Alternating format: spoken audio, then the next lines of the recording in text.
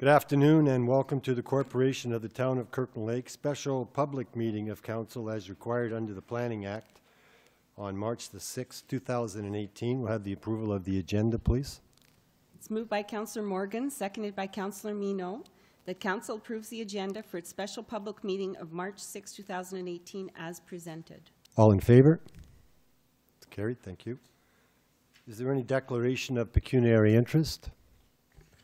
None declared. Item 3, petitions and delegations. Town Planner Ashley Bilodeau, you're going to speak on zoning application for 38 and 50 and 38 Churchill and 51 4th.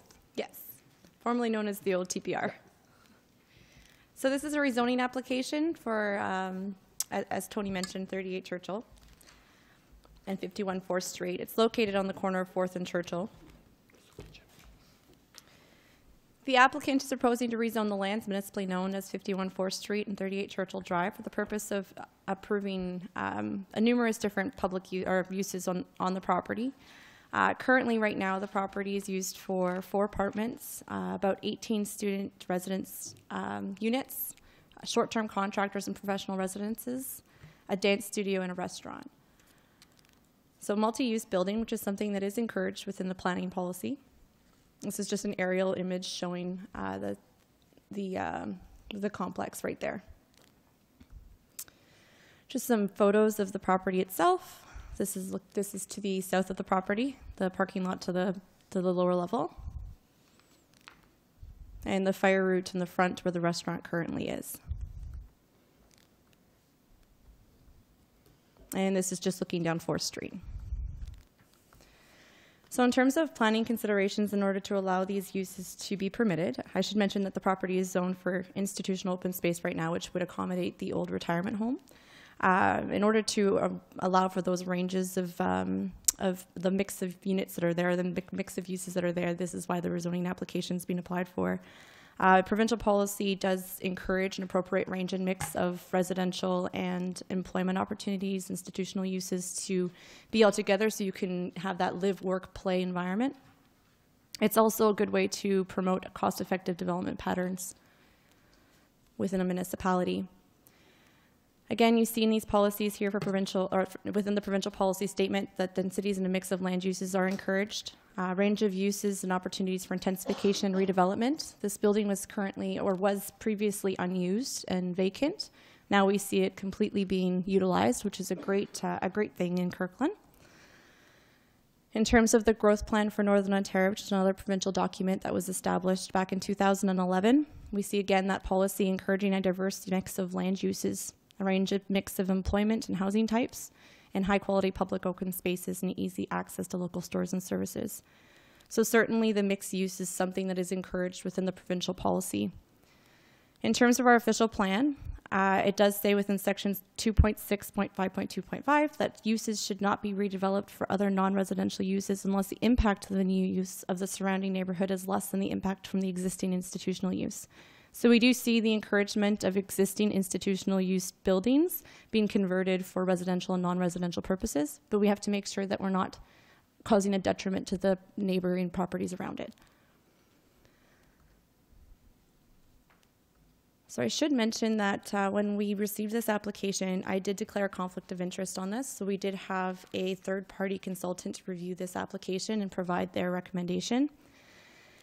Just so we are aware of what the zoning standards within this, based on the uses, there's actually a requirement for 74 spaces. Currently, they only have 20 available. So this is something that we needed to make sure we emphasized in the rezoning to recognize the deficiency in the parking. So as we know, the property is located in an area that is characterized as a mix of residential, institutional, and public uses. We have the school, we have restaurant, we have Ferns to the north, we've got residential to the north. There's a wide variety of uses in this area. And they are trying to make use of an existing building that was previously unused. The only planning issue that was raised with the planning consultant was the amount of parking that was provided on site, and that there was potential impacts on the surrounding road network, which is visible when you look down 4th Street when the restaurant is open. The recommendation was to provide better parking facilities. They did recommend a total of 45 spaces, so an additional 25 was what was being recommended in that report. When the Planning Advisory Committee met on February 22nd, just a couple weeks ago, we did talk about the limited amount of parking spaces that currently were available. There was a discussion on how we could potentially enforce a parking lot from being established. So a zoning bylaw amendment was approved by council. How could we enforce it if a parking lot was not created? Because technically the uses would be permitted, but the parking wouldn't be satisfactory until a new lot is created.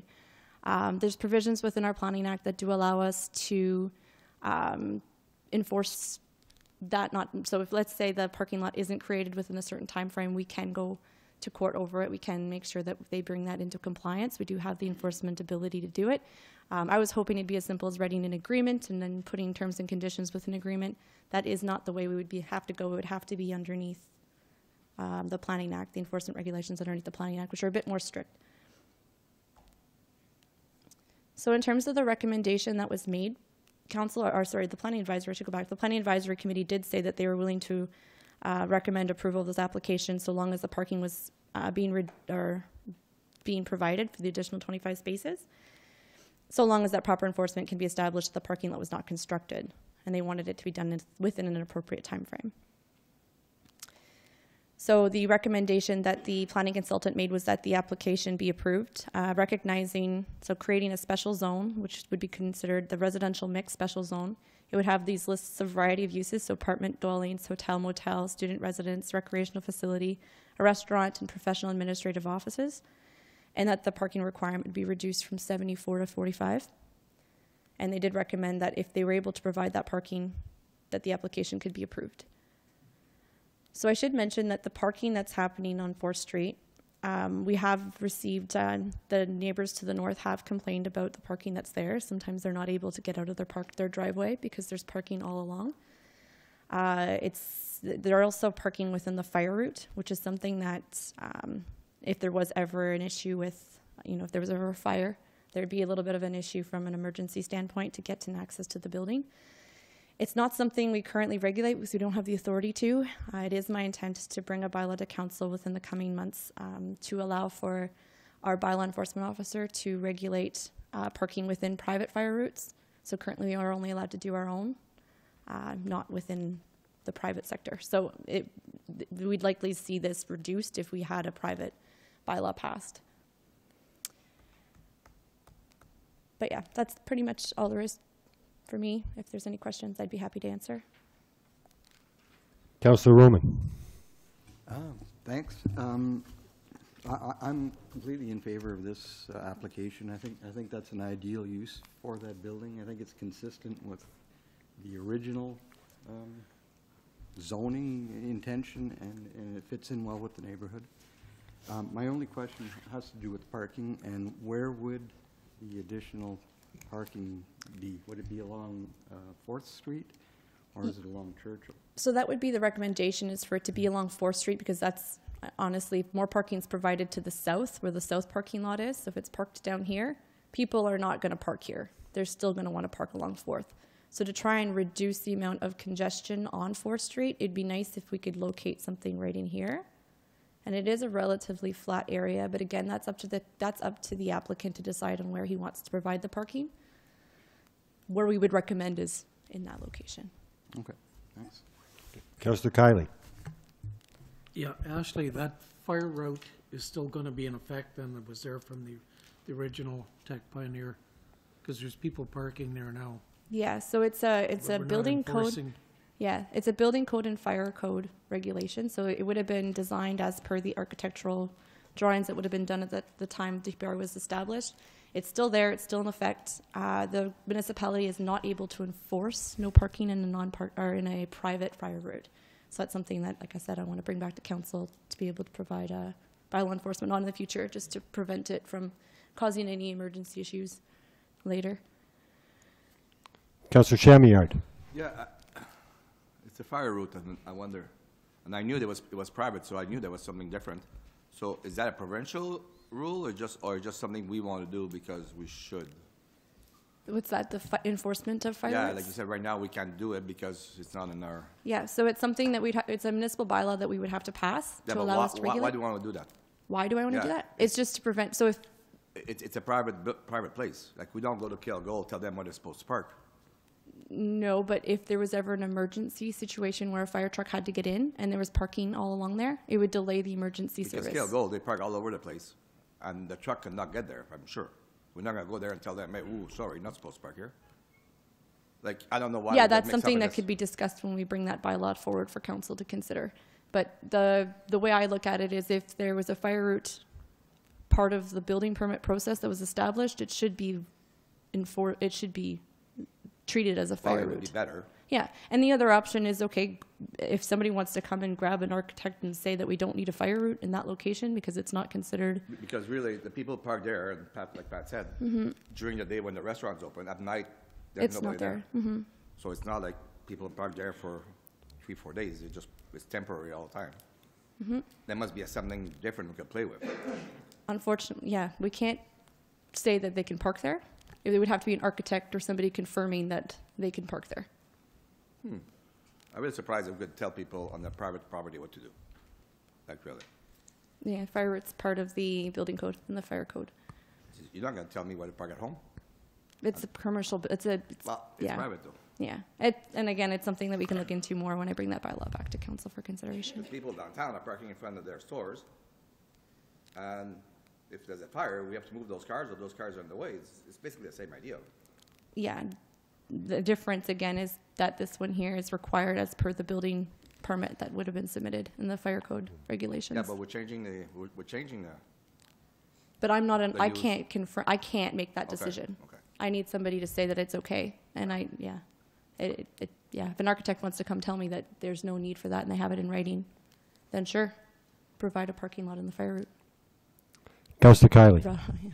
Yeah, actually, in regards to that parking in that circular driveway, if there was just parking on the one side, I mean, it's a fairly wide area. There's lots of room. If there was cars parked on each side, I could see maybe a little bit of difficulty for a fire truck to get in, but it's just, maybe if there was no parking on one side, the other side would be okay. I'm gonna see if Rob has anything to say about that, because we have talked about this before when we brought about the privatization of the fire routes. Oh, there he is. Thanks, Rob. The issue isn't just the parking, there's a fire department connection on the building in that area that we need access to. That's the difference between, like a person's house and a, okay. Thank you. Thanks, Rob. Clearing that up. Yeah, certainly, Councillor Mino, please. Actually, you mentioned a detriment to neighboring communities, or to the neighbors, right? Yeah, so That it would can't be- cause a detriment to the community. That's, So everything is operational as per these purposes here right now, right? no, right now it's not legal. We're bringing it into Yeah, compliance. but there's a restaurant, there's a student residence and recreational facility at present right now. Operating legally. Operating, Yes. yes. But they're not causing a detriment to your knowledge? Well, the neighbors are complaining, yes. Whether I classify it as a detriment, the neighbors are. So how much weight does that have in terms of? I had one individual call and say that they had received correspondence from for the other neighbors that were in Florida, saying that they wanted it addressed, to say that the parking was a serious issue. The traffic congestion was another thing that came up. This one lady had young children, and she was a little bit more worried about letting her kid play out front because there's a little bit more congestion now that the cars are all parked along the side. They seem to be happy to know that parking was being looked at as as an option to just get it off the street, or get some of it off the street, just so that it's not so. So the planning committee has been made aware of these complaints, or are they actually refusing, or they're just voicing, I mean- They weren't refusing; they were just voicing their concerns. Okay, thank you. Okay. Yeah, Councillor Chamillard. Ashley, can we tell people that clean the road? Like, I know downtown we make sure everything is clean in front of the business, but this is also a special it's a pretty big business, really. And it's, I know it's not downtown, so we don't really pay attention to it as much as we do the other one. Maybe we should try to keep it cleaner from the corner up to 100 feet, maybe on the right, because you saw one of the picture you showed, there's a truck park, and you park basically on the road. So the parking on the road, like I noticed that too, that's a bylaw enforcement issue. Yeah, see that one there. So maybe if we could make sure this is clean all the time, you could ask the people, but really it's on the road. It's more our stuff, probably. I don't know if it's a big deal or. Yeah, it's a service change, so it's something we can definitely consider. I know that there is times, my kids go to school to Assumption, so I pass by this quite regularly, and there's typically people parked in a no parking area right to the corner. Oh. The other thing that came up was the snowbanks sometimes are right in that corner, so the sight lines are reduced. Yeah, but that's people private turn. property that they're putting the snow on, so whether we have control over that, that's something that would be discussed through the site plan control agreement. Yeah. Councillor Kiley. Sorry, I picked Yeah, there's no sidewalk on where there's where the On the trees other are there, side. Let me just look at that. or is there? Sidewalks on the south side. Yeah, Oh, there is? I On think the so. south side of the street. Yes, there's a sidewalk No, on the it doesn't south look side. like it's cleared. Yeah, Yeah. Yeah, not on your side. not on the north, no. Yeah, you know, I mean, I support this zoning application. I think it's going to clean up where there's non-compliance now. It's going to, all the businesses that are operating there will be doing so in compliance. And, you know, we talk about the parking, but there's no doubt in my mind that the owners of the property, their biggest concern is their tenants, the people that are sleeping there at night. You know, they don't want to jeopardize any of their residents, and I'm sure the restaurant owners don't want to jeopardize anybody in the restaurant. So, you know, I'm sure the parking can be looked after and straightened. Never seemed to be an issue when I was there on the south side, but certainly on the north side of the street, people encroach pretty close to people's driveways, and so I can see the concern there. But really, I think this is going to bring this this property into compliance. And with regards to the parking, I'm sure they'll continue to work with us to find that parking. Any other questions of Ashley? Okay. Is there anybody in the audience that wants to come and speak to this, or? No. It's up to you. It's certainly up to you. I'll just say a few words. Certainly, thank you. I just need you to introduce you. We know you, but if you could introduce yourself and your address, please. Thank you. Hi, I'm Emmett Kelly. I'm the general manager of the building, I guess. Yeah, we're pretty respectful of the emergency access and things like that. We always keep it clear, especially the driveway. So for not just fire, but there's ambulance and things like that too. So that driveway is always kept clear, and the ambulance, I believe it was built back in for the old TPR, the ambulance can back right up to the door, and that's always kept nice and wide, nice and clear for that. And it's very, very rarely blocked. If it is, we'll try and track down the person and ask them to move their vehicle. As for the fire route issue, I think that's something that could be a little more strictly enforced, I think. I've got the same issues as Councillor Chamiard there would say, having the town issue tickets on private property I'd have some objections about that. But we'll definitely work with the town to, make sure that area is kept clear and enforce it a little bit better with maybe better signage or remind people or that kind of thing.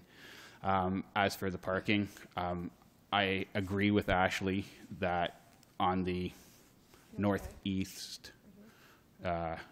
corner right there, yeah, where the mouse is now, that could be converted over into a parking lot quite easily. There would be a sizable investment in the neighborhood of $10,000, I would say, to get the gravel and get it all leveled and things like that, and sort of see what the drainage is going to do now, that kind of stuff. But so I don't know what the time limit would be on that, but I would, if we could extend that as sort of to as long as we could, that would be greatly appreciated. Okay.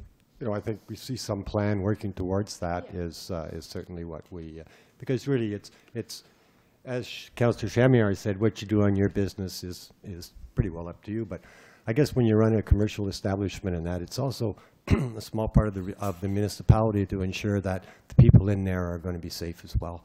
Absolutely. And, you know, I go there often, and I don't often see cars in that fire route area. It's mostly along the street that you see the vehicles. But it's great that you're applying for this zoning and to get everything in compliance, and we can go ahead. Happy to hear that the business is going well there. Yep, things are going good. I guess just the thing would be that we would ask for is the time limit for the allowing the parking to get us to get it done in that, because it would be. What type of a time limit do you have in your head right now? I would think like less than 2 years, so like 18 months, sort of this summer, next summer, kind of a deal, because it would come at us a bit quickly for this summer for that much of an investment. So maybe by next summer we could have it done. So I guess my question would be the vehicles in the interim, the ones that are perhaps blocking some of the driveways, the people that are blocking the fire route, will you take any steps towards trying to discourage people blocking, certainly parking in the fire route? Absolutely. I think just even because this winter, sorry, we've been making a lot more, especially because of the restaurant too, we've been making a lot more efforts to stay on top of plowing and keeping the area clean and that. And it's sort of opened up a few different avenues on what we could do, because we clear the snowbanks so far back that you can park on the grass in the winter without any problems. So we're thinking of some few ideas on that, and sort of making used to be grassy areas. You can make about 3 or 4 stall parks and all that, but it'll be more to see once the snow melts and that. Yeah. But we'll definitely even some signage inside as people walk in, just reminders saying, please don't park where there, or, you know, please be respectful of the people on the north side of the street and don't block their driveway and that kind of stuff, I think is, yeah. And working with our fire chief as far as fire routes and that, I think would be... absolutely, yeah. Okay. Yeah, no, for sure. Thank you. Definitely. Thank you. Thank you. Is there any other public comments? None? Okay, thank you.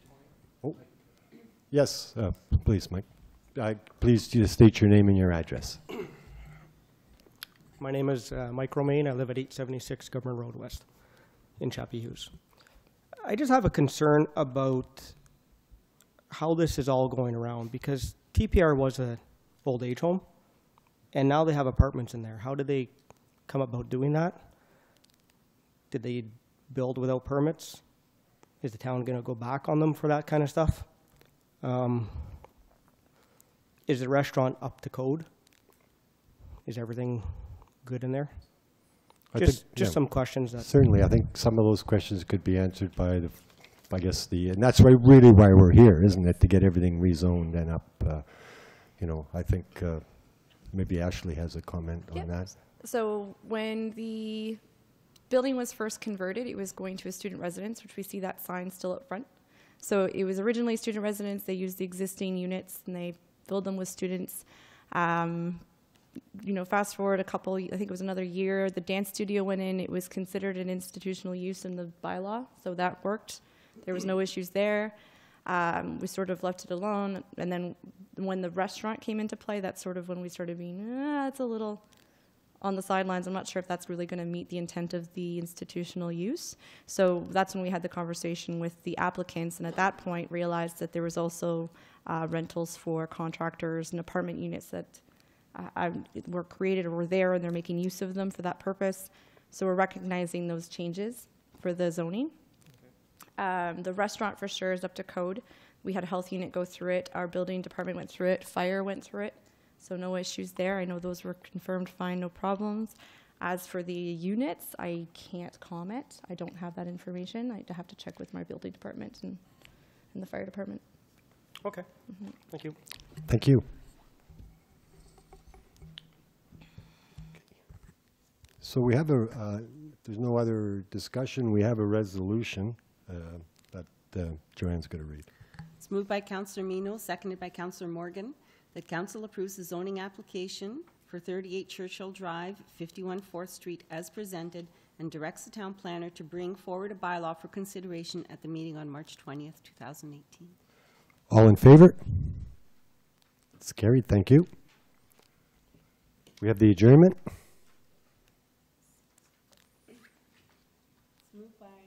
Moved by Councillor Morgan, seconded by Councillor Mino, that council adjourns its public meeting of March 6, 2018 to a regular meeting of council. All in favor? It's carried. Thank you. This public meeting is done. If anybody was here just for the zoning meeting, you're welcome to leave.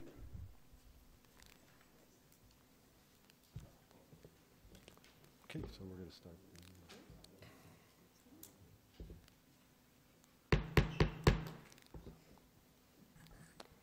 Good afternoon and welcome to the Corporation of the Town of Kirkland Lake meeting of council held March the 6th, 2018. Before we start the meeting, I have a notice to read. At its meeting of March the 20th, council will consider bylaws to sell 9, 13, and 25 King George Court and 29 Porteous Avenue. We'll start our meeting with a moment of silence, please.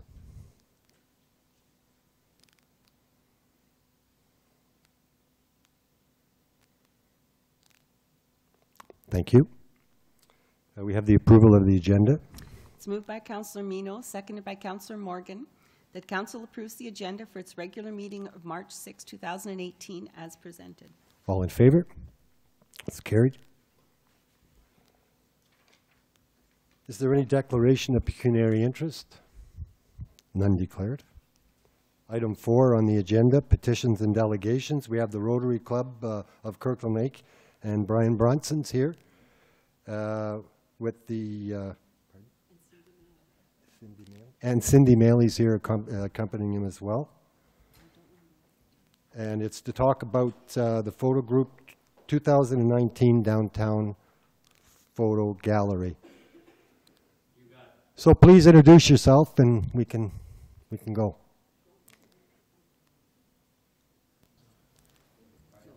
Yeah. Just the green light will be on. There we go. Hey, right on. There we go. What's that? We're all on. Welcome. Thanks very much for inviting us here today. To my right is Cindy Maley, who's the president of the Rotary Club of Kirkland Lake, and to our extreme right is Kev Parle, who's a member of our WTF, What the Focus photo group. We have a very diverse group. Anyways, our purpose here today is just to make sure that everything is all set for a centennial photo exhibition that we're planning for next summer to coincide with the 100th anniversary of the town. And the Rotary Club this year is generously offered to sponsor that exhibit. And so I'm going to tell you a little bit about the history of the exhibit for those who don't know, and then Cindy's going to talk a little bit about the changes. I should say that our photo group right now, we have 14 members of the photo group, and we range in age from about 16, I think, to 70-something. So we've got a very broad group of folks who really enjoy photography and do it very, very well. Beginning at about 2010, when the town needed to raise that whole area downtown between what is now the old Royal Bank and right up to where the pet shop is, that created about 250 feet of wasteland downtown. And beginning in 2010, I kind of took it upon myself to try to find ways to make that area a little bit more welcoming to folks who are driving down our main street. And so we've mounted, with the support of the town of Kirkland Lake, 3 exhibits down there to date. The first one with high school students doing some work, and the latter 2 with photographers in the area doing work. As far as I know, it's been extremely well received, and I'm quite proud of the fact that it seems to be a plus point for our downtown core. We don't have retail now, but at least we can maybe have something downtown that brings the folks downtown and so that they can have a purpose for going there. I'm here tonight to just request of the town, first of all, the use of the space. It's your property. The photographs that are up there those photographs themselves belong to the town. You sponsored us the last time. And what we need to do is to use those fence panels again for the new exhibit, and we need to relocate, if that's the choice of the town, those other panels to other locations within the community. All right, so that's the purpose of being here, but I'd like to introduce Cindy now to talk a little bit about how Rotary is going to be involved and how we're kind of expanding the direction that we're going in. So, Cindy. Hi, thanks, Brian. So Brian approached us at our Rotary Club meeting in order to help sponsor this initiative for the Centennial Committee. So we were pretty excited to come on board. We think this is a great way that we've seen a lot of enhancement of the downtown core. And one of Rotary's pillars that we support is the development of community and beautification within community. So we were really excited to come on board with him. Part of one of the things that we discussed with the group was having a contest to involve the broader community. So we'd like to see representation from the broader community getting involved in this photo project. So we'll be running a little bit of a photo contest where Brian, in conjunction with Rotary, will be accepting open submissions in order to have a photo displayed within this display that'll be going up for Centennial. So we're hoping to target a submission from youth, but also from the community at large as well. Brian has a few requirements that the photos must meet in order to be displayed appropriately on that within the frames of what they do, but we're hoping just to kind of advertise that and get everybody involved. I don't think you talked about your theme, eh? No, I didn't. Yeah. So the theme, well, I'll let Go you ahead. do. No, okay. So the theme that the group has come up with is out and about. So it's capturing life out and about in Kirkland Lake in order to really reflect that celebration of Kirkland Lake in the Centennial. So we'll be unrolling a little bit of a contest just to find a spot to display within this. We're also hoping to, we'll be holding some fundraising events just to help fundraise for this project, as well as we'd like to put up a little bit of sponsorship within the photo exhibit to gain some sponsors from local businesses, if that's okay with the town, so that we can help fundraise for this initiative as well. So I think that covers it. Okay. Yeah. I should just while we're here, Kev Parle, who has recently moved to the community. Kev was a photographer with the military, and so he brings a wealth of experience to the club. And we already had some wonderful photographers in there, but Kev really adds a dimension that we didn't have in terms of just expertise, in terms of the technical knowledge that he has. Out and about, by the way, means the catchment area of the schools. So we're looking to try and encourage everything from the Quebec border right to Cess to Matachewan. This used to be the hub of the north, and so this is what we're doing here. This is going to attract photographs that cover the whole of the area, we hope. So anyways, those are the two things that I wanted to bring to your attention and ask for your cooperation with. Nice, certainly, yeah, nice to see that the WTF photo group is getting involved again, and certainly that the Rotary has once again stepped up to the plate. Yeah, everybody's talking. It is the photo group. We've got a great group that's doing some stuff now. So I just happen to be the mouthpiece.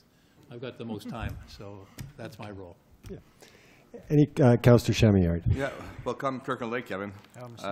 So Brian, are you still involved in Rotary beside the point? I'm not. Oh, because you were a Rotary member forever. I was, yeah. Yeah. So what's the time frame for the picture? Like, are you gonna have winter and summer involved? Because that would be awesome. But Yeah, like I actually put something out to date, everybody. So we've got 14 months. Okay. And 14 months is the timeline that we're challenging people to sort of capture those months over the next year. So yeah. So are you guys working with Sue to make sure with the committee for the 2019? Oh yes, yeah. So you know We've talked to as a matter of fact, Sue, or the chair of the committee is Lynn, isn't it? Lynn Sauer? Oh, I thought it was Sugima. I think Sue's doing a no, lot yeah, of Sue- work Sue's on behalf something of them. else, Yeah. But So she's involved, anyways, yeah. Sorry. Yes. It's Lynn, yeah, you're right. Yeah. So Lynn is the chair, and both Jennifer and her grandson are part of our group. So Okay. yeah, we're working very closely together. So. Yeah, well, congrats. Thank you, Cindy, for your sponsorship. That's great. So I guess the next step would be maybe to ask staff to work with your group, continue to work with your group and come up with some plans. Well, there's one other question that I'd written to Joanne, and maybe I'll get your advice on at some point along the line, is that it's your property. It's Rotary's sponsorship.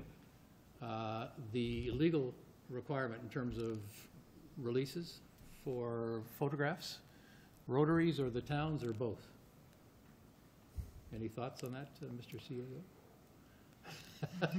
Put you on the spot. Don't know off the top of my head. I have to Okay. look into it. Would you mind, and then get back to me on that? Sure. We'll get that, so we don't have any problems in terms of releases. Councillor So Chamier. Brian, the pictures are there right now, which are beautiful. So you guys gotta take those down?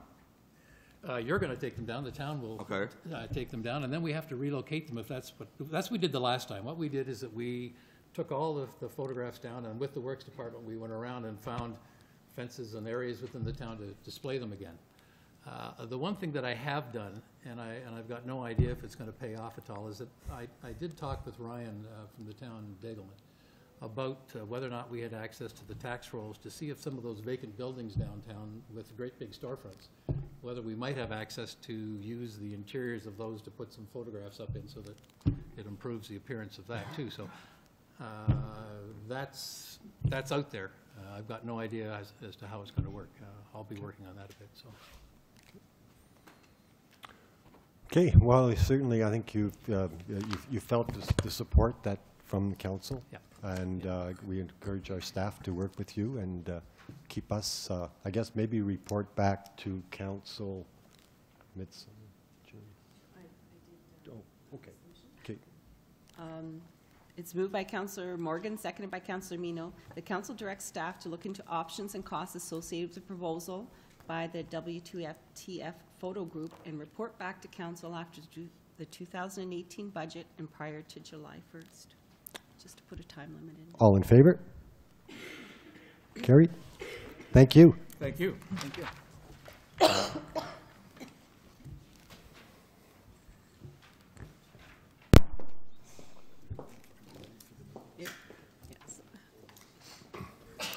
Item 5 on the agenda is acceptance of minutes and recommendations. I have a motion that's moved by Councillor Mino, seconded by Councillor Morgan, that council accepts the minutes of the following meetings. The Planning Advisory Committee meetings held August 10th, 2017, November 23rd, 2017, and January 25th, 2018. The Tech Pioneer Residence Board of Management held October 23rd, 2017. The meeting to open proposals for elevator modernization at the complex held February 8th, 2018, as amended. The special meeting of council held February 12th, 2018. The meeting to open seal tenders for the improvement and reconstruction of Government Road East, Allen to Sylvanite North, held February 16th, 2018. The regular meeting of council held February 20th, 2018. The meeting to open requests for proposals for Archer Drive development servicing held February 23rd, 2018. And the special public meeting of council held February 27th, 2018. All in favor? That's carried. Item 6 on the agenda, report of municipal officers and communications. Joanne, you're going to speak on item 8. So this is a request that comes in every year. It's from the Seizure and Brain Injury Center, and they're asking for council to declare March as Epilepsy Month. So I have a motion that's moved by Councillor Morgan, seconded by Councillor Mino, that council declares March as Epilepsy Month in and for the town of Kirkland Lake, and that March 26th be Purple Day for Epilepsy. All in favor? That's carried. Thank you. Item 2, the Director of Economic Development and Tourism. Will, if you're going to come up and speak to A and B? No. Oh, no. Oh, okay. I'd ask Caitlin to Caitlin, talk sure. about the tartan.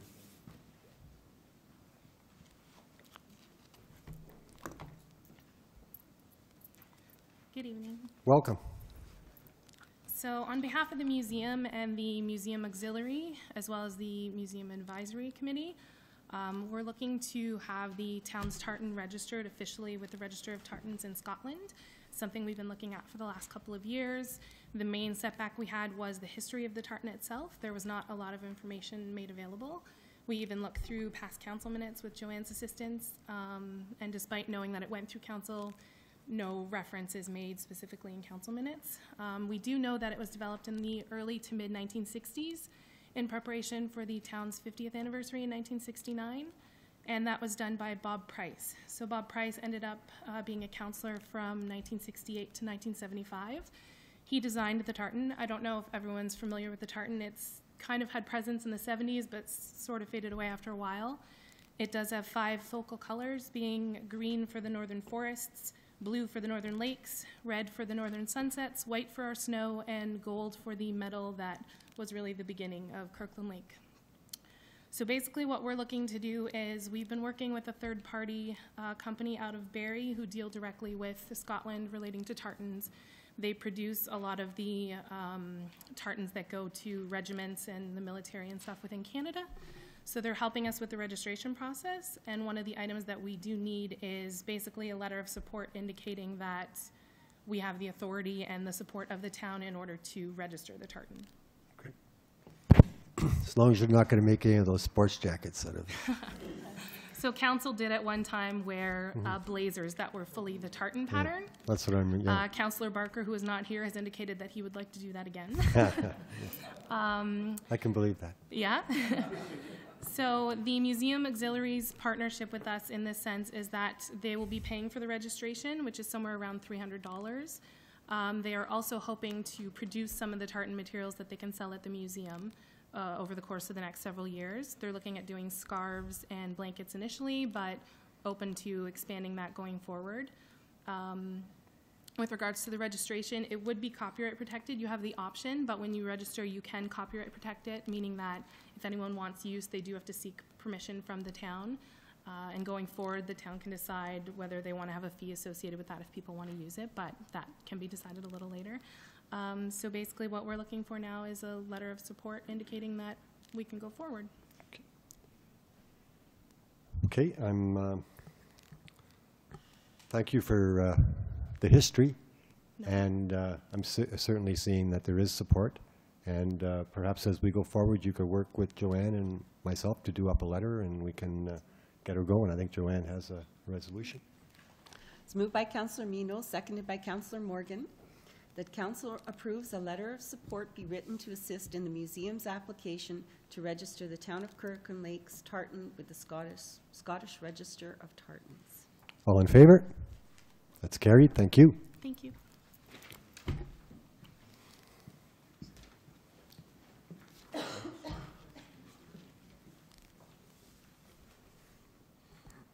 Well, if you're going to speak on the facility condition assessment. Yes, I am, sir. If I need to move the screen, please just let me know to keep up with it. As the new aquatic center is nearing its completion, we do have to deal with the existing pool area in the community complex.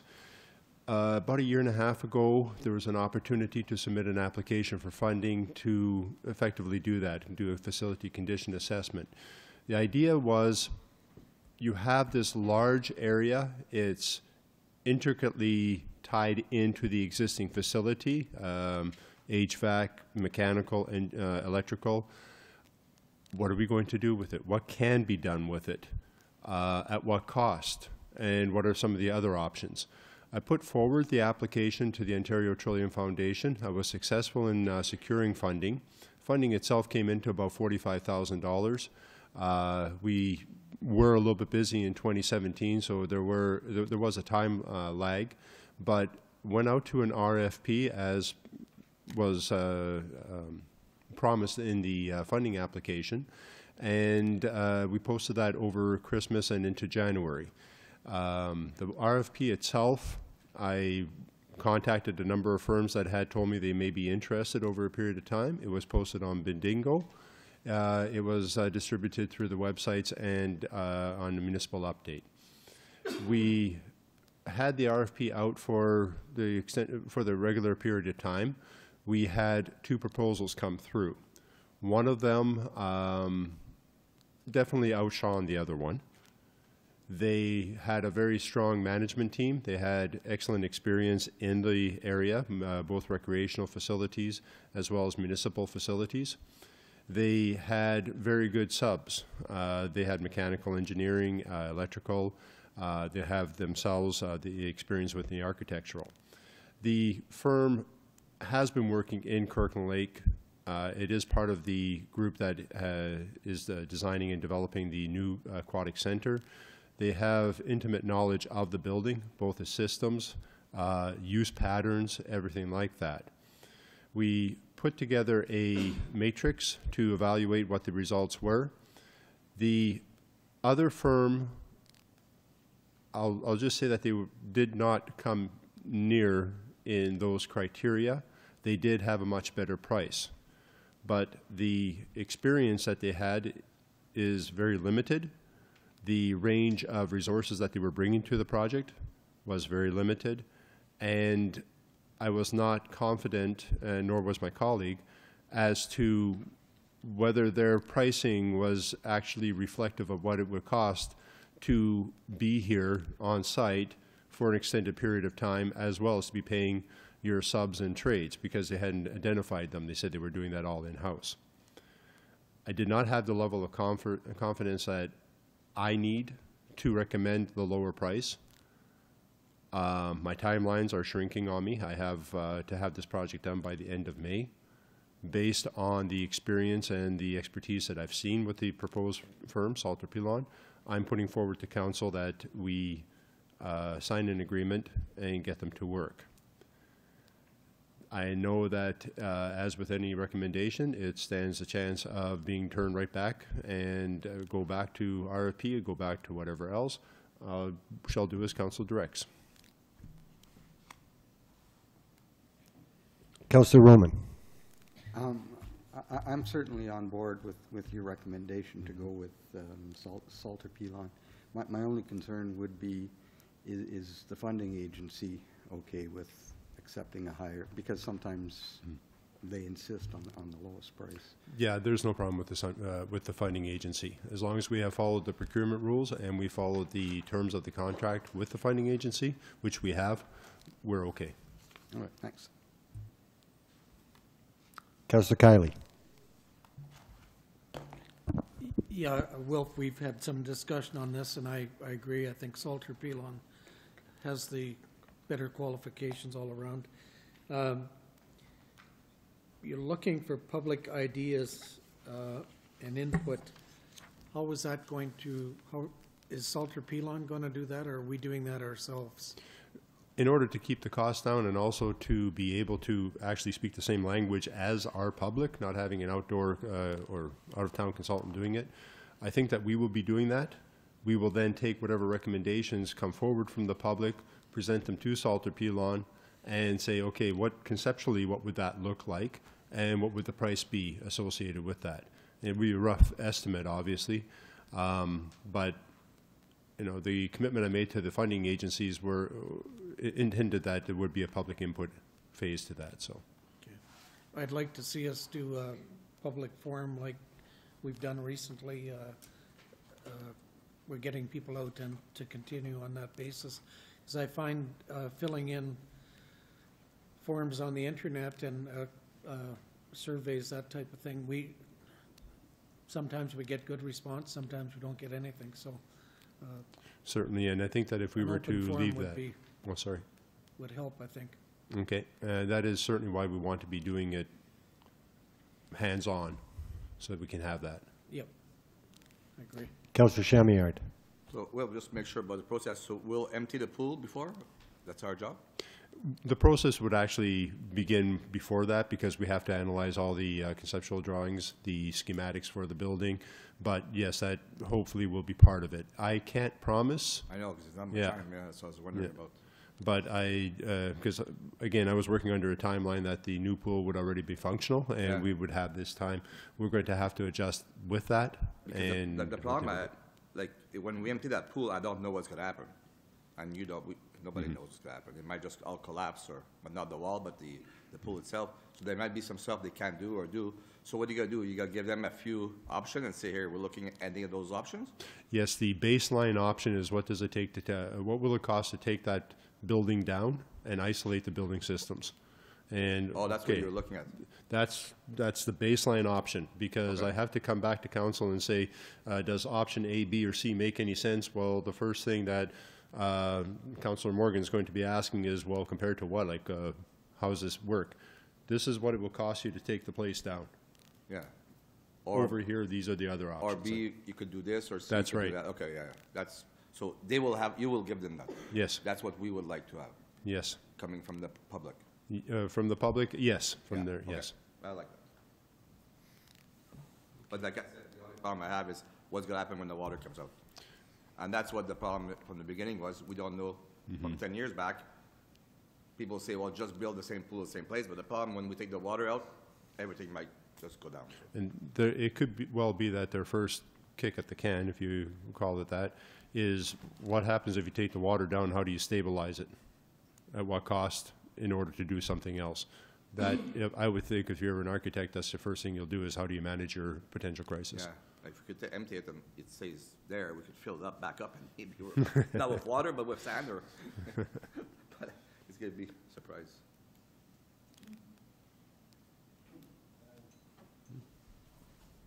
Nobody else. That'll come back as a bylaw, Will. Thank you. Okay, thank you.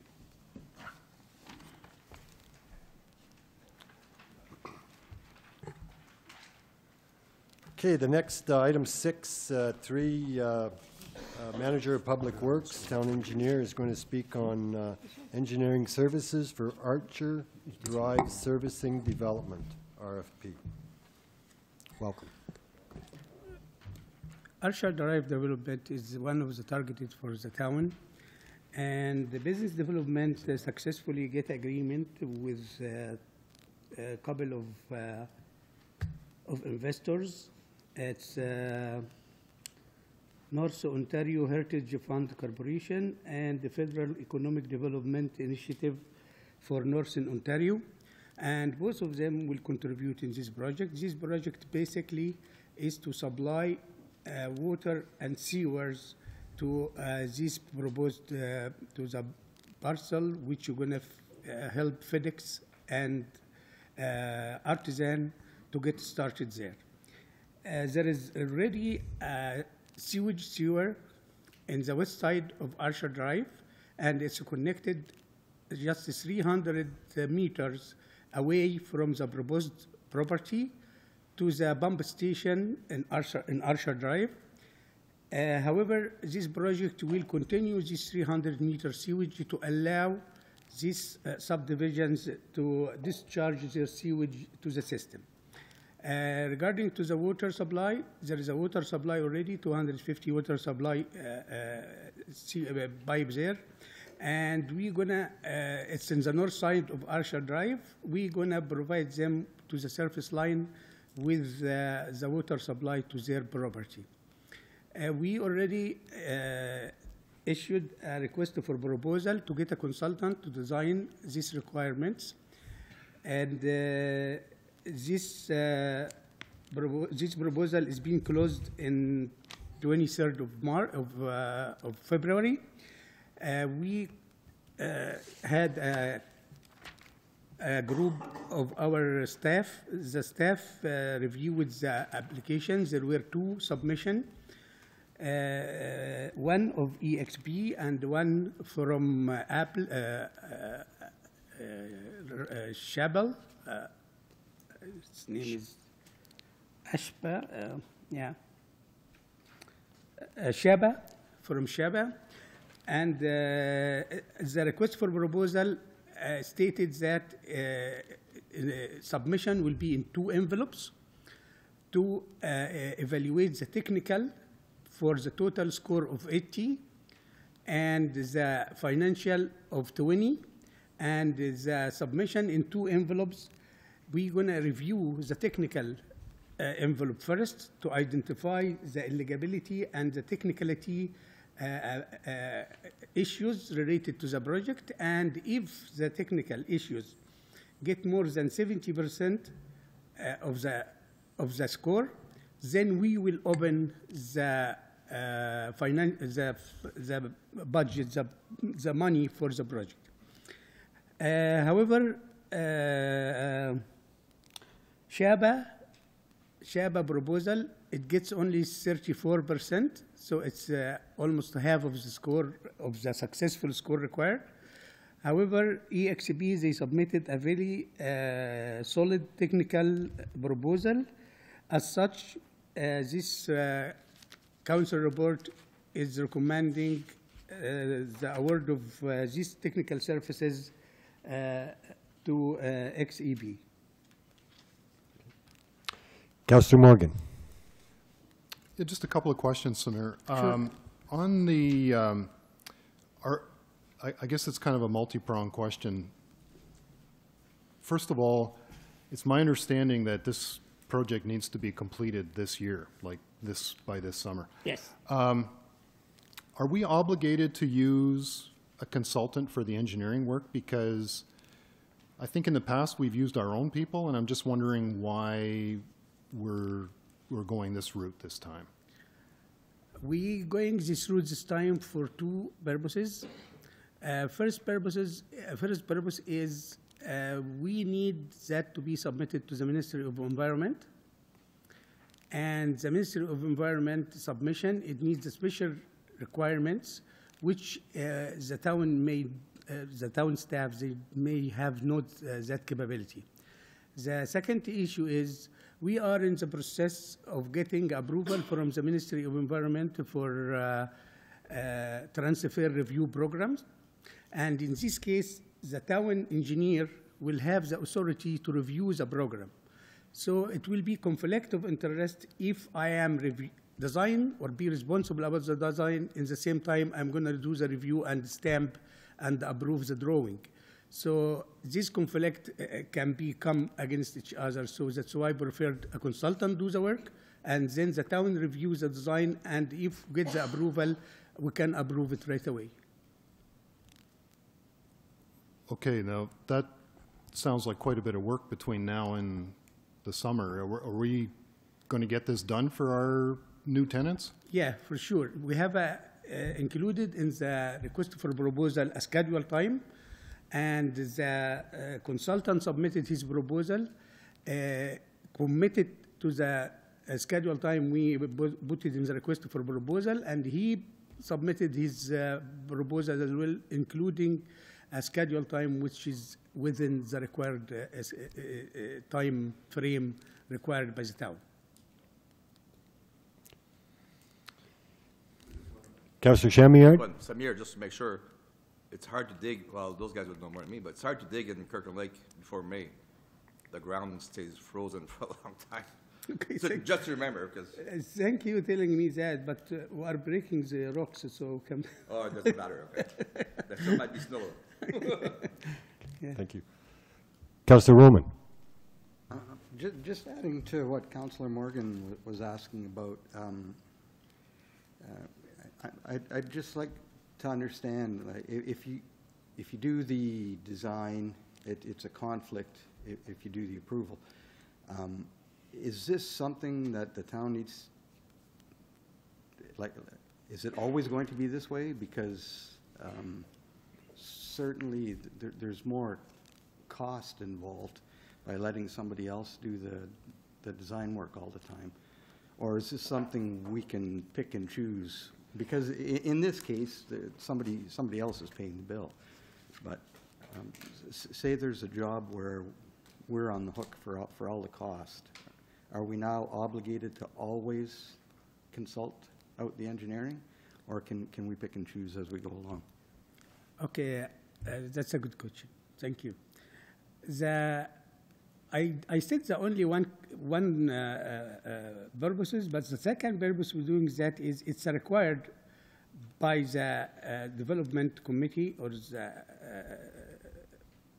the developers to have a consultant in the, so the people submitting the fund, they requested a consultant to be responsible about their project.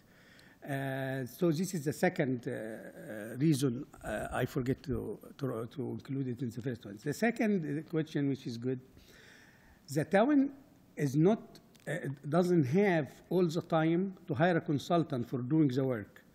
The town can do the work and we can submit it to the Ministry of Environment to get it approval. So avoid the conflict of interest. No, we don't have to hire a consultant all the time.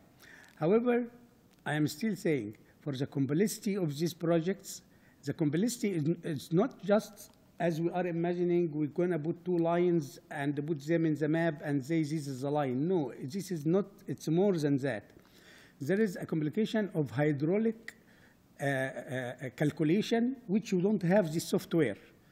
I know my staff, they don't have this software.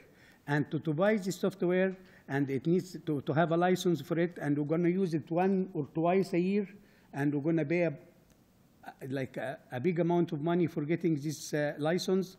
And also we're going to have to get a heck race for the evaluating different storm sewer, which is approved by the Ministry of Environment.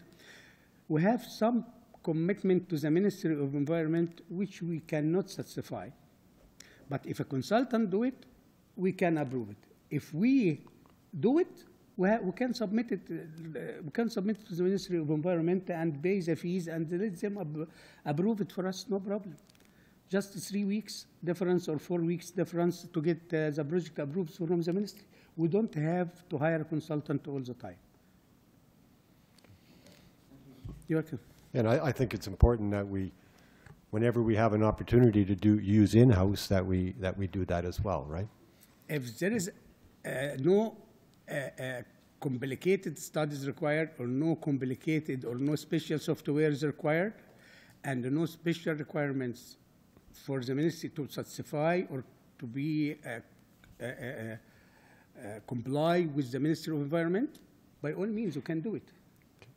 But for this specific one, it's been required by the budget provider to have a consultant. And second thing is the approval process. Okay. And certainly, I think as Councillor Morgan has stated, the importance of having this project done on time is extremely important, and I'm hearing tonight from you that it will be done on time. Crossing my fingers, and as I mentioned, it's been required in the request for proposal, and it's been committed by the consultant going to provide the services in his response to the request for proposal that he will be committed to the time. So there is commitment from him to do the time. We didn't include any fine clause in the request for proposal because I see it to punish a consultant and a professional engineer, it's a little bit not applicable, but it's committed. We can punish him by different ways by dealing with the Professional Engineer Association if he doesn't commit to what he said. Okay. So we'll have timelines and be following the timelines? Yes. Okay. Yes. All the timelines included in the request for proposal and included in his response to the request for proposal. Okay. Peter, did you had your hand up there, but yeah, I just wanted to explain on the in-house capabilities. Obviously, depending on the project complexity, depending on workload, it's a factor in any department, whether it's a planning application, whether it's an engineering application. If we can do it in-house and we have the staff available that can work on it that time, depending on other priorities, it makes sense. If it's a little bit more complicated, or if, like in this case, I believe the funding agencies had that as one of the requirements, you know, it's we're looked to outsource. We don't have obviously the community our size doesn't have the infrastructure staff in-house all the time. Depends on the workload. This is a one case study. We happen to be hitting a blimp for once in every couple years, right? So I think I think that this particular one makes sense to outsource it to get it all done properly and correct. Okay, thank you. Councillor Mino. Samir, I noticed reading the reports that the next one says we will be using some of our public works staff for the next project. Will we deploy some of our staff for this project as well? Sorry, I didn't get the question. Can you read that again? In this project there? Yes. Are we deploying some of our own staff to help out or to get involved? Again, our staff capabilities, they are not hydraulic, they are not efficient in hydraulic to undertake a hydraulic software. No, I'm talking about the actual physical work, the excavation and stuff. The physical work outside, yes. Yeah.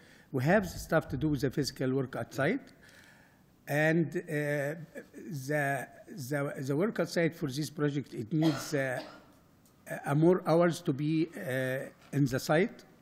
And it needs, again, there is a hydraulic complication which it needs to be supervised and observed inside in the right process. So we need to, like the person inspecting the work inside, he has to be capable to evaluate the work running according to the design. Since we don't have the capability to do the design, I am not sure if my team can go outside and inspect the work correctly. Okay.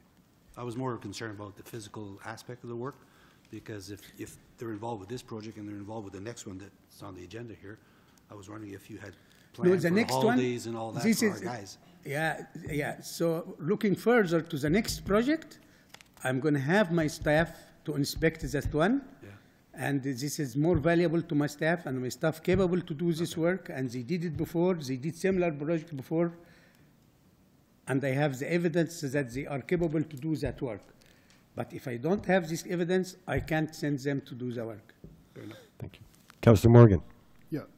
Part of the rationale for asking the question was, I know historically, we've relied on that portion of funding to help pay for our engineering staff. Like that was always part of every year's process and every year's budget, that there was a component from capital that was used for paying for our staff. And I'm just concerned that we're paying twice now. We're paying out of our operating, and we're now paying for EXP on top of that. So we're not realizing those economies and those efficiencies. So I just want to make sure that, and that's why I asked the question. So you've answered us that we absolutely have to this time around, and that was the genesis of my question.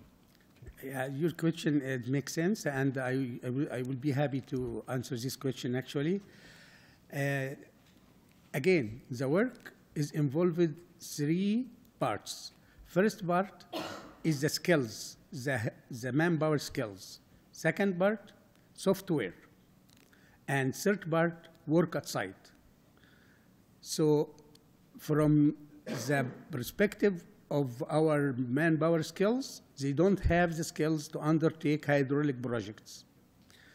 From the perspective of software, we don't have the software, and I am seeing not economically to the town to buy a software using it once a year, or we may not use it again, just for a project for 300 meter of sewage and 250 meters of water. From the third part, which is inspection, outside inspection, I see my staff can be more usable and more benefit for the coming project, to undertake this project more valuable than spending the money in small projects with this amount of fund, which funded by already a couple of developers, and leave a big project which the town will spend some money on it. So wisely, inspection-wise, I see it's better if I use my staff in the other projects, in the coming project, actually. Okay. That's going to be, excuse me for a second. And from doubling paying for engineering services, no, you don't double paying for engineering service. It will be double if my staff are capable, or the staff in the town are capable to undertake hydraulic analysis, hydraulic projects. They undertake what's called HIC race or HIC MAC.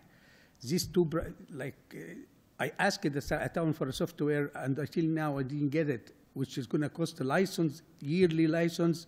It's $4,500 a year for one license. And I asked it for it because I am capable to do this work, but I didn't get it, and I don't think I'm going to get it.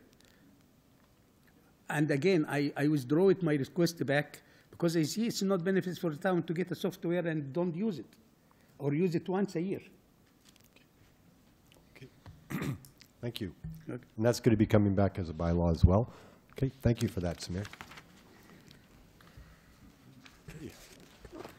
Item B is awarding contract connecting link, Allen to Silver Knight.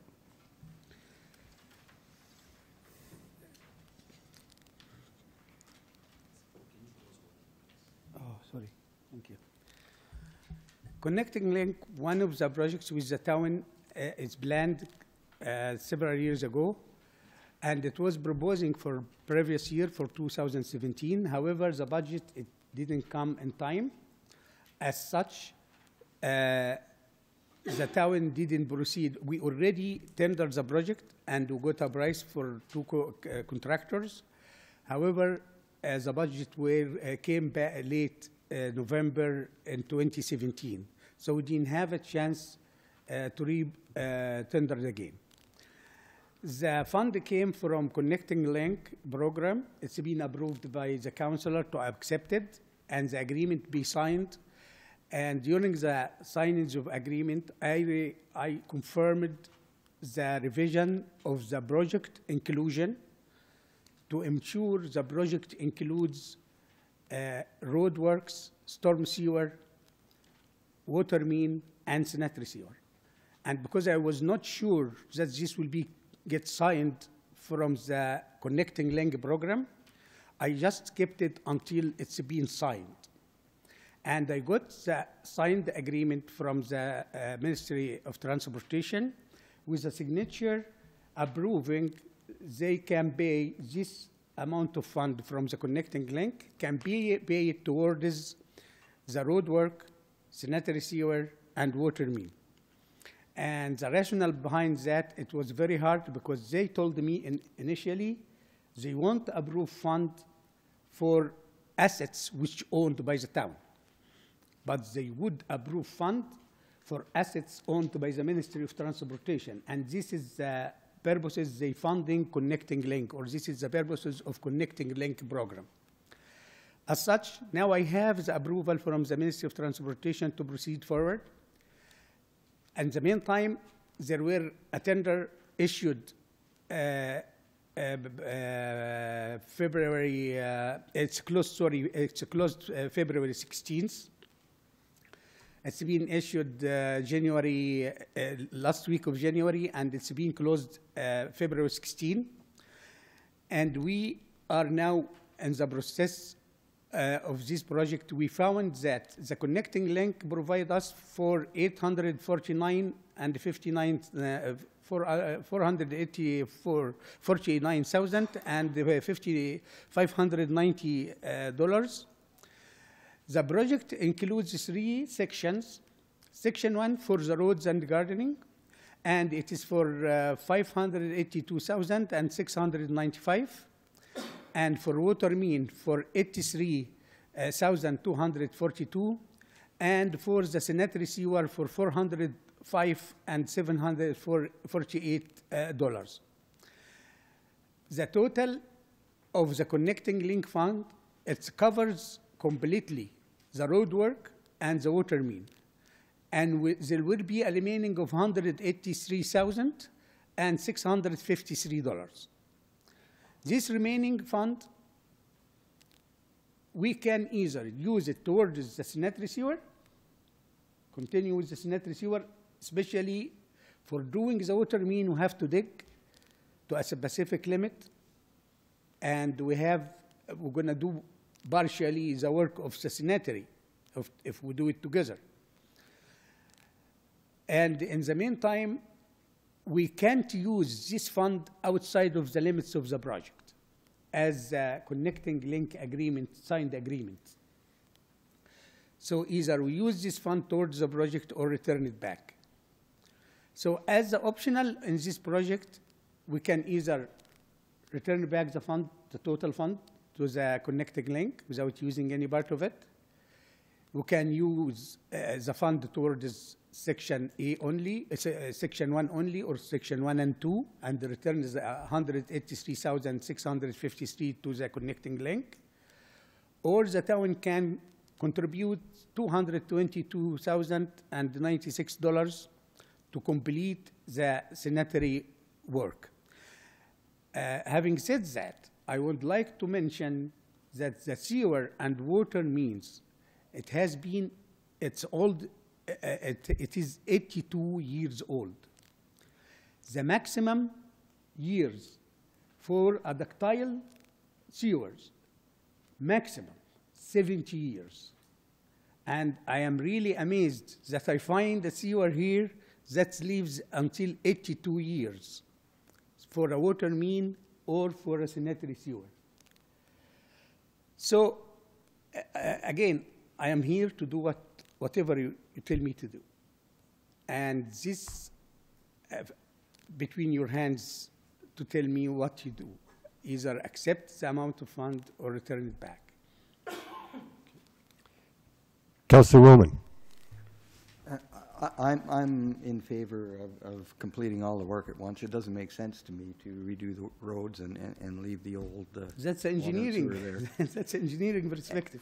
And just the fact that they're willing to subsidize the water and the sewer here, that's a surprise to me, and I think we'd be foolish not to take advantage of that opportunity. So I would be in favor of doing the entire project. Thank you. I would like to mention these prices. As I mentioned, we tendered that before in 2017, but we didn't get the fund. The same prices, we got it in end of 2018, the same prices for the same contractors, we get the same prices without additional penny. Councillor Morgan. Again, my question is two-part. One, the 222,000, I'm assuming that has to come from the water budget, which we've already finalized. And the second thing is, I did ask this question when we were finalizing the water budget, and I mean, it's absolutely, you know, I agree with Councillor Roman, and it's something that Council has always approved of, and that is doing all the work at the same time, water, sewer, road, even when we get connecting link funding. So I'm just a little curious as to where the 222,000 is coming from and why we got a different answer when we were doing the water budget than what we're dealing with tonight. So at the time of the water budget deliberations, the ministry had yet to approve the Connecting Link program to be used for our assets, our underground assets. In December, they had specifically given instructions that it's only to go towards surface infrastructure. When council, at the time, council said no during the water budget to fund it, because we were supposed to fund the entire water and sewer, which was, I believe the number was around 700,000 is at the time. We had recommended that as well. So Samir went back to the ministry, kind of arm twisted them and pleaded our case.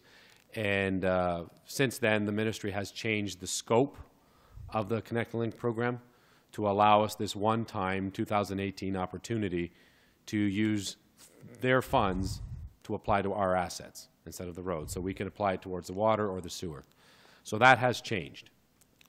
So when we got the RFP, we obviously got the pricing, the more concrete pricing. The 222,000 will need to come from the water rate. It will need to come from the water rate. The target funding for that is the wastewater sewer insurance fund that, that I've been negotiating. I've signed off some papers. I haven't received a check yet.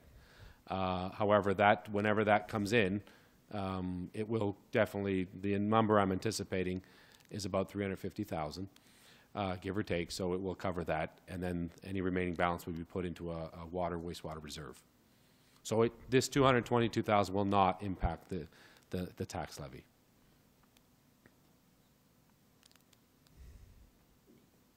Councillor Morgan?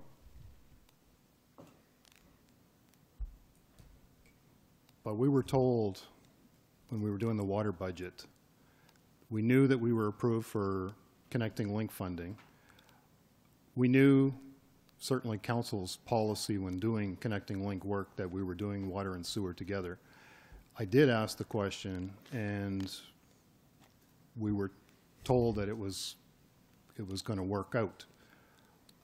But now we're revisiting this, and we've got a $222,000 that would have otherwise gone into a reserve in water. Now we're spending it. So I'm just a little concerned about the way this was handled. So in December, what I recall is council approved the road infrastructure. We were not going to touch the underground infrastructure. The $850,000 was going to go to surface. There was going to be no underground. We weren't going to touch it. No, actually, you're correct, and that's why I voted against the water budget at the time, because I thought it was absolutely ridiculous that we were going to do the road and not the water and sewer. So that's why I voted against the budget, and so be it. Councillor Chamillard? Yeah, Samir, thank you very much. That's exactly what I think we wanted to do, and I think you were surprised when we told you we have to do all three phases at the same time. You went back to government. Government is there to help us. I know sometimes they say no, but if you push them, they're there to help the communities. They are a bit more flexible than we think, as you saw. At the time, Peter, you're right. You said that's all the money we have. It just fixed the road, and that's what we voted. Well, begrudgingly voted against because we didn't want. We want to do everything, and we were all in the same boat on this, and we always did that. Way before I was here, those guys always did this, and that's the way to do it. Because you don't get the second kick to the can. I mean, you're not going to dig again next year and do the under.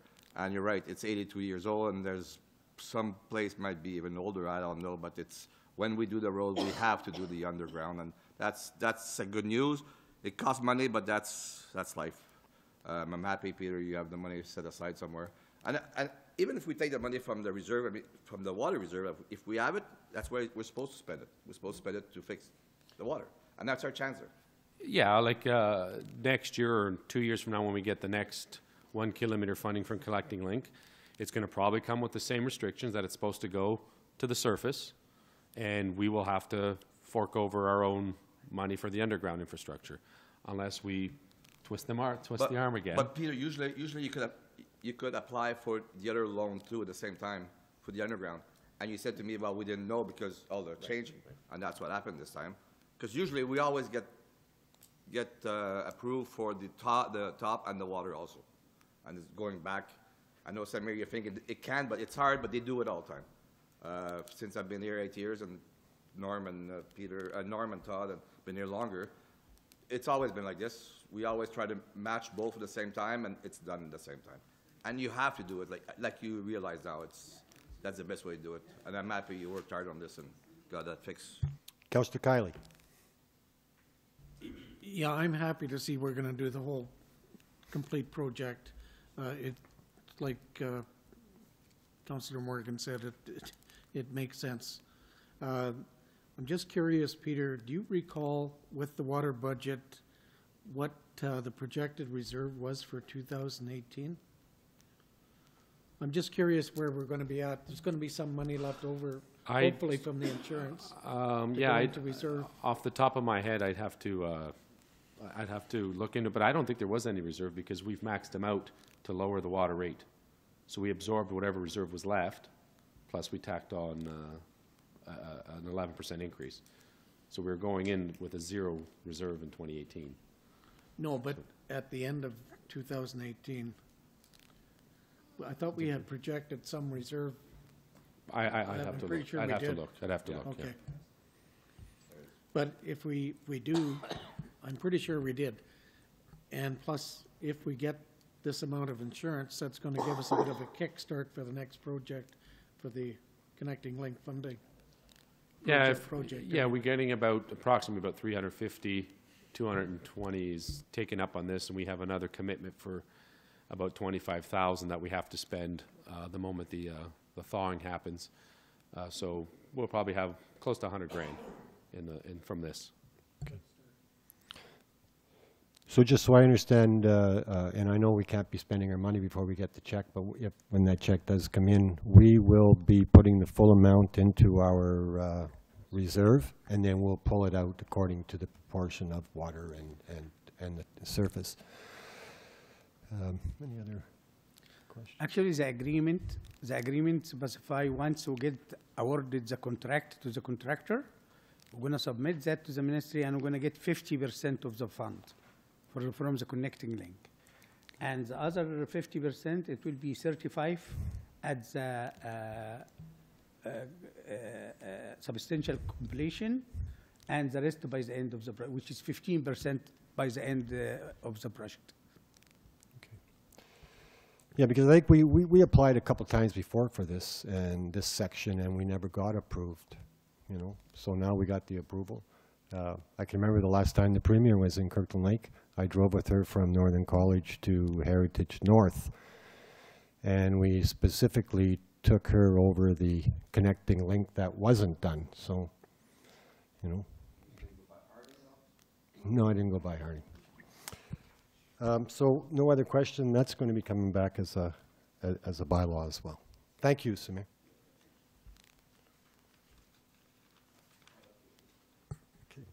Okay. Item 7 is the introduction and reading and consideration of bylaws. It's moved by Councillor Morgan, seconded by Councillor Mino, that bylaw 18-025, being a bylaw to authorize borrowing for the year 2018, be read a first, second, and third time, enacted and passed. All in favor? Thank you. It's moved by Councillor Kiley, seconded by Councillor Mino, that bylaw 18-026, being a bylaw to authorize mayor and clerk to execute an agreement with Salter Pelon to conduct a facility condition assessment for the former pool area at the community complex, be read a first, second, and third time, enacted and passed. All in favor? Thank you. Can you do that again? Sorry. Can you put your hands up again?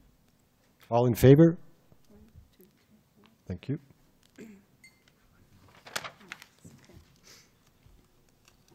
It's moved by Councillor Mino, seconded by Councillor Morgan, that bylaw 18-027, being a bylaw to authorize mayor and clerk to execute an agreement with NOHFC for funding support infrastructure development on Archer Drive, be read a first, second, and third time, enacted and passed.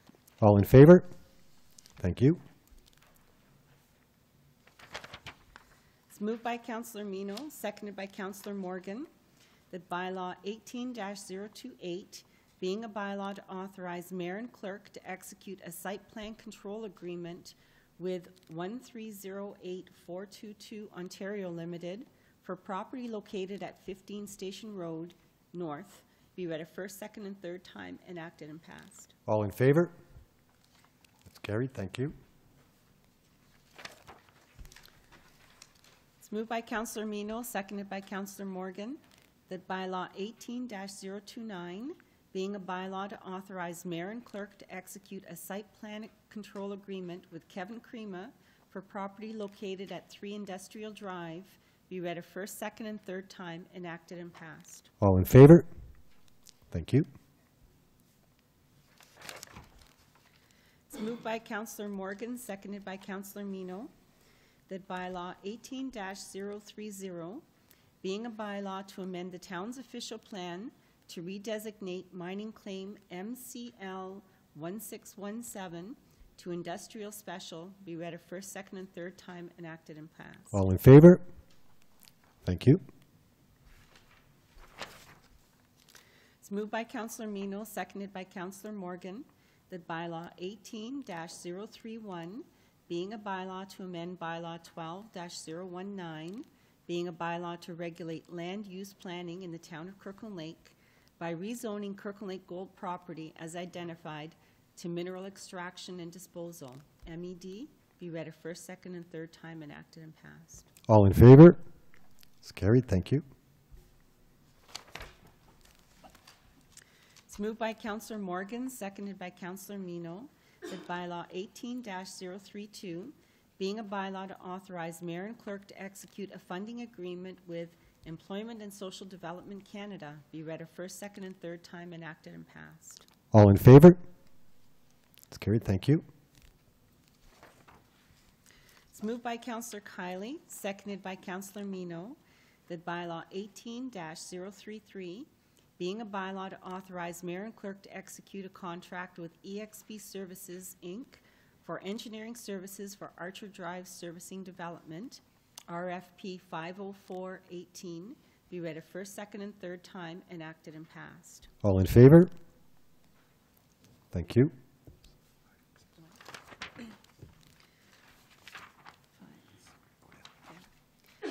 It's moved by Councillor Kiley, seconded by Councillor Mino, that bylaw 18-034, being a bylaw to approve connecting link capital expenditure of $222,096 to fund sanitary sewer replacement, be read a first, second, and third time, enacted and passed. All in favor? Thank you. It's moved by Councillor Kiley, seconded by Councillor Mino, that bylaw 18-035, being a bylaw to authorize mayor and clerk to execute a contract with Pedersen Construction for the connecting link improvement and reconstruction of Government Road East, Allen to Sylvanite, be read a first, second, and third time, enacted and passed. Well, Think that we're just sitting here and doing yes, yes, yes. It's not just yes, yes, yes. All those bylaws have been went to first reading, second reading. So the discussion was already done before. So today is just basically, I don't know, paperwork, Joanne, you could call it. So it has to be approved a third time, and that's why we're doing it now. So we're not just sitting here saying, yeah, yeah, yeah. The discussion's already made. It might have been 2 or 3 month long discussion. Change has been done, and now we're just approving. This is what we wanted. So just so people know what's going on. The bylaws and the contracts are also sent to council ahead of time. Yeah, so for them yeah, to and look we at also read them, yeah. Yes. So the only time well, not the only time, but where we could maybe bring something to talk about, if there would be changes that happen since the last time we talked about, if it's something we didn't like, then we could bring it here. If not, if we agreed, nothing has been changed, basically we just approve it. Thank you. thank you. All in favor? I'm sorry. Okay. Are you Sorry, yes? let's, Yes. all in favor? Thank you. That's it. Item 8, notices of motion. Item 9, the confirmation bylaw. It's moved by Councillor Mino, seconded by Councillor Morgan, that bylaw 18-036, being a bylaw to confirm the proceedings of council at its meeting held March 6, 2018, be read a first, second, and third time, enacted and passed. All in favor? Thank you. The adjournment? You want to do council comments? Oh, I'm sorry. Councilors' reports? Anything? Nothing. Do you want to talk about Neoma? No? No. Okay. It's moved by Councillor Morgan, seconded by Councillor Mino. The council adjourn its regular meeting to an in-camera meeting to discuss 1 contract litigation issue, 2 potential property sale issues, and 1 staffing issue regarding identifiable persons. All in favor? Thank you. Meeting's adjourned.